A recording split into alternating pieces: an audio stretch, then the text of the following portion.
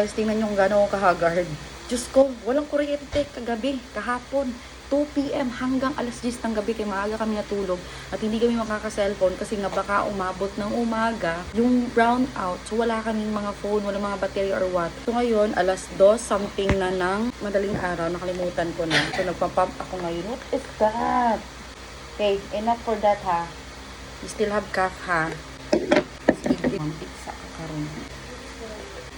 Okay, check natin kung nakailan tayo. Dapat sana nakatatlo ako kahapon, 3 pump. Kaso low-bat. Kasi walang kuryente.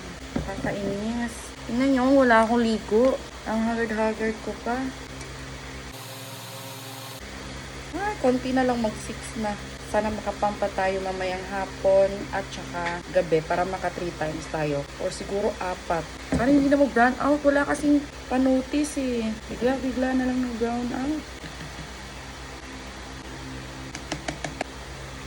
Okay. So, ayan, yung bula niya nasa 6 na. So, malapit na talaga siya mag-6. But not totally 6.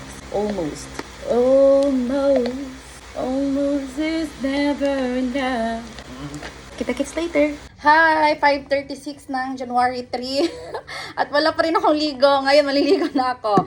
Don't worry guys, kasi super duper busy lang ni Mamshi. Super duper busy lang lola nyo. Pero, syempre, bibigyan natin ng time yan. Check muna natin kung nakailan tayo ngayon. Diyos ko. Ayan. Wala pa kasi ang nani. Ngayon pa lang siya babalik. So, si Bobby, yung ina-assist niya, ako, at saka yung baby kasi hands-on siya kay Jem. So, hindi niya magawang mahugasan kaagad to. O, magtatanong naman, bakit hindi kami maghugas? Kasi nga busy nga ako. Kaya nga, isa yan sa mga kalaban ko, girl. Pag pumping mama ka, hindi lang pump time ang kalaban mo, kundi yung magagawa mo during pump, at saka syempre, paghugas nito, pag-sterilize nito, kasali yan, girl. So, technically, minsan nga, diretso pump na ako, wala pa akong masyadong time. How much more sa paghugas, diba? So, si Bobby lahat yan, at dahil nga wala si Nani, so, nagkabalat-balat na kung ba na. So, kaya medyo lesson yung ano natin, pump. But, once dumating na yung bagong pump ko, ipamimigay ko yung 2 extra ko na walang pares. Tapos, eto, kailangan 3 to 4 times a day tayo. Yun yung goal natin, ha. So, sa pump natin ngayon, naka-4 tayo, naka 4 ounce. See you later! Oh, finally, nakaligo na ako ha. January 3 ng alas 10 something, 10:30 something. So, ngayon, eto munang gawin ko lang gagamitin kong bottle because I know na konti lang yung pump natin. Kasi pang 3 na ata natin ngayon. So, kaninang madaling araw, hapon, at saka ngayong gabi. O, tinatry ko talaga ang best ko na mag 3 times or kung kaya pa pag dumating na yung bagong pump natin ng 4. Hopefully 4. So, eto kasing Golicula is hanggang 6, ay hanggang 5 to end.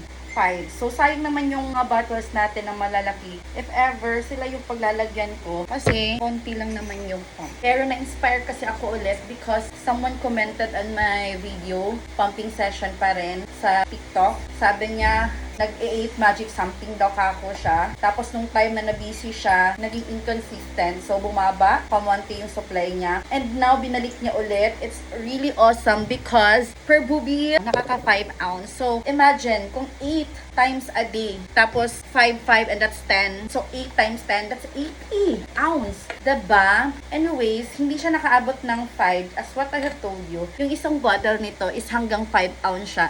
5 ounce, tapos another one line, 460 ml. Yeah, at hindi siya napuno. Nasa ano lang siya, below 4. May isang guhit pa ng linya sa baba ng 4. So, andun siya.